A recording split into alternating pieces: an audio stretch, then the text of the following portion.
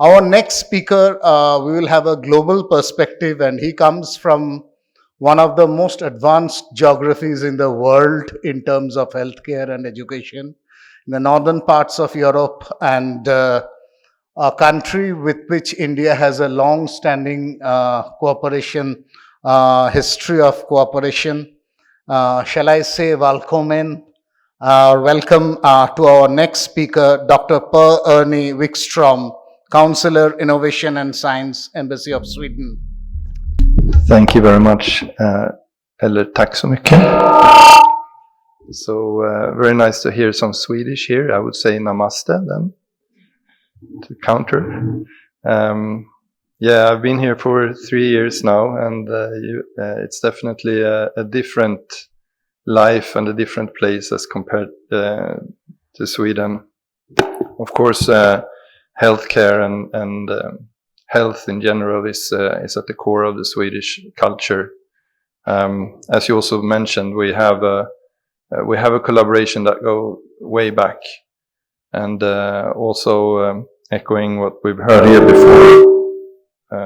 I would say that we have a long tradition of a holistic approach to health, and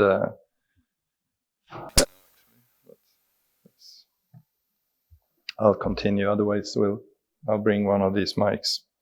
I was thinking when I listened to the previous presenters that we actually have in Sweden we have an interesting innovation that saved millions and millions of lives, actually, that Sweden gave away for free, the patent, and that was the 3-point seat belt. I just realized that that's something that maybe to be mentioned in a group like this, and when we talk about the holistic approach to health. Today as well, of course, we have Getinge here. I noticed that we have at least 2 speakers from Getinge, a Swedish company, and I mean, they have thank you. I'll use it if this continues like that. They have an India Innovation Center established here, and I guess that you will hear about that from my Swedish Getinge friends then. And just a couple of months ago, I went to a hospital in Gurgaon and to the inauguration of a gamma knife tool, which also is interesting. So we're here, and we're here to stay, and as I said, we've had a long collaboration with India, and it goes, I think Ericsson was the first company here more than 100 years back to collaborate with India. And now I mentioned Getinge, and I mentioned Volvo and Autoliv that did this 3-point seatbelt. Ericsson, we have the Spotifys, and we have the IKEAs. There is something with my country that stands out, I would say. Imagine that this country has only got 10 million people living in it. So it's 1/3 basically of Delhi. So it's a very, very small country, but we love innovation. We also love India. So I know that the Swedish industrialists, they go back and forth all the time with to visit Indian stakeholders because both countries love business as well. So if we look at the future and within this specific field, I would say that there is a lot to do. There is a lot that is already done.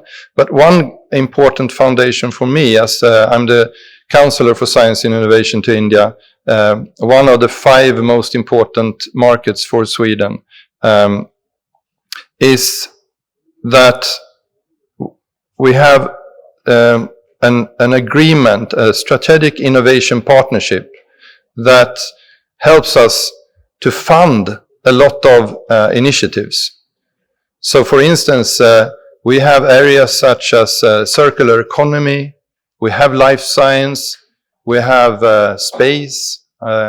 Last week I was attending a conference on sustainability and circular economy. Next week it will be space, and this week it's this field. So we have a lot of collaboration, and we have a partnership in place with a backup from our prime ministers, and that I think is good, and I would like to emphasize that to you for the future. If you are interested in collaboration with Sweden, there is a foundation in place, and the circular economy, the latest circular economy call that we had.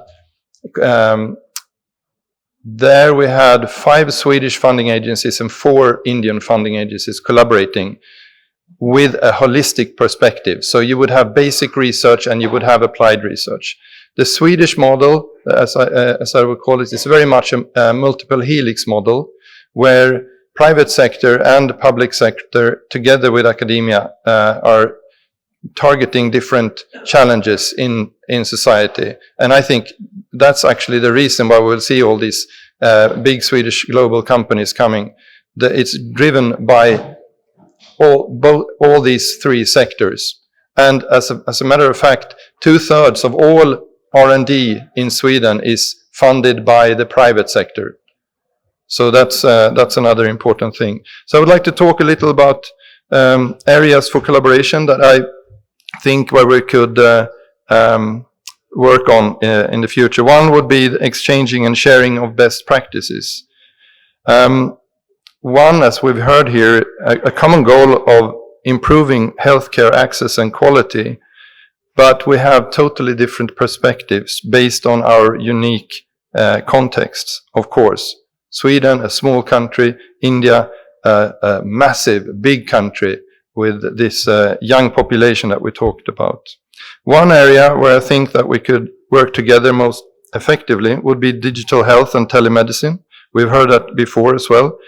Sweden has been a pioneer within this field, particularly within certain initiatives. One is Vision eHealth, and that aims to make Sweden a global leader in digital health. This small little country has got high ambitions, but we can't do it together. We need to connect with the strongest actors. And here, I think, based on telemedicine and AI-based diagnostics, we can definitely collaborate.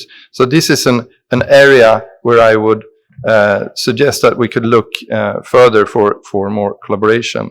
Another area is sustainable healthcare solutions.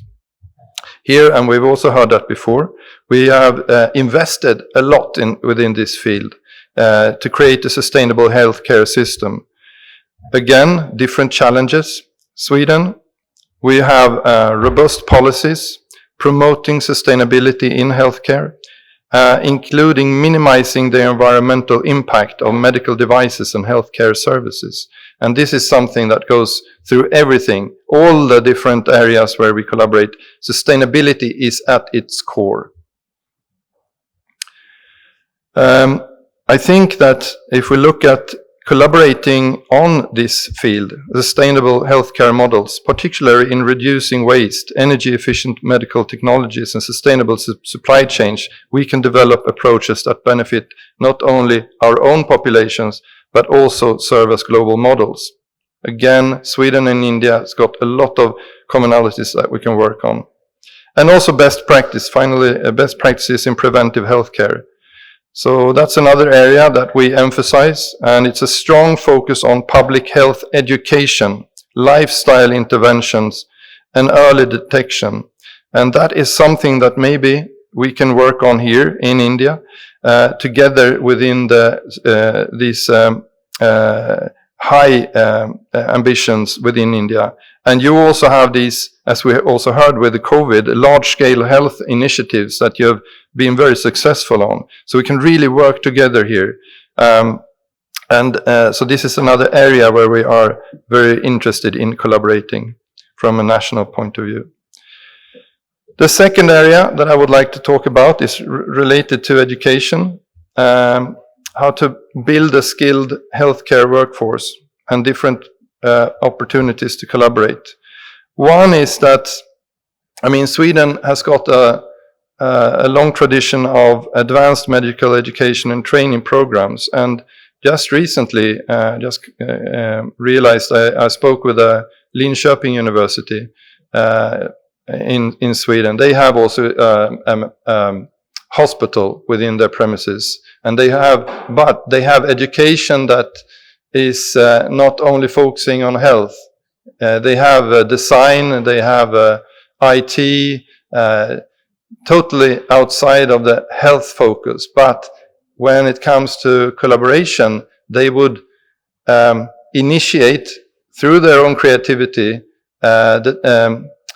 different projects that would maybe sometimes you would have a professor within design supporting a medical doctor in an issue or in a question. So it's also evidence-based, the system that we have. It focuses on patient safety and the integration of cutting-edge medical technologies. Here we can collaborate with Indian universities and medical institutions, and I've met several of them during these almost 4 years now that I've been here. We can definitely help to develop joint medical training programs that blend Sweden's strong focus on clinical excellence with India's rapid development and upskill within this field. Another area that I would like to point towards is regarding nurses and caregivers. As we've heard here, there is a growing demand in India for well-trained nurses and caregivers as its healthcare sector expands to meet the needs of a rising population. To me, this is exciting, super exciting, and what an opportunity for Sweden to participate in this. And we are experiencing a growing elderly population, which calls for advanced training in elderly care. Here is an area where we can collaborate. It goes two ways, and as we heard, there is also a need for this focus, even though you have a large young population in India. When it comes to collaborative research and skill development, I would say that we have a strength within this field. Many of you might have been in contact with Karolinska Institute, and we have a strong development within life sciences and medical technologies. Combined with India's growing capabilities in healthcare innovation, offers a perfect ground for collaboration. And here we can do a lot of things. We can have joint research centers, as the one that I just mentioned, that we already have from the Swedish side and Getinge. We could also focus on innovation in medical technologies such as AI-driven diagnostics, minimal invasive surgery, and advanced prosthetics. So these are different areas that might be of interest where we could also collaborate on a research and skill development basis. So, finally, the potential for our countries to collaborate in the field of healthcare and medical education is vast. I would definitely say so. And by combining the two different countries' expertise in different areas here, I'm sure that we can not only improve the health outcomes for our own populations, but also offer global solutions to some of the world's most pressing healthcare challenges. Thank you. Thank you, Dr. Wikström, for highlighting the areas where India and Sweden could collaborate, particularly in healthcare, in medical education, and as well as R&D in healthcare segment. Dr. Per-Arne Wikström.